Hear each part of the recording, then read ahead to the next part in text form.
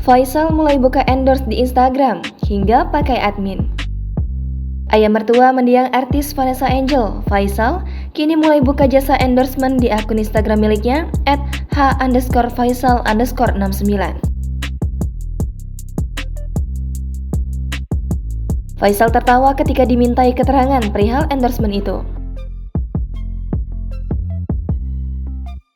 Baginya, endorsement tersebut berguna untuk memperluas jaringan pertemanan, sekaligus agar toko material tekstilnya ikut laris manis.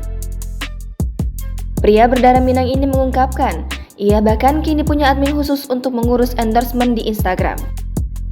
Kata Faisal, ia merekrut admin atas saran salah satu wartawan. Ditanya apakah sudah banyak barang yang siap untuk dibuatkan video review olehnya, Faisal malu-malu. Berdasarkan pengamatan Kompas.com, beberapa kali Faisal mengunggah produk endorsement lewat fitur Instagram Story, contohnya produk cemilan. Akun Instagram Faisal sendiri sudah memiliki 452.000 pengikut.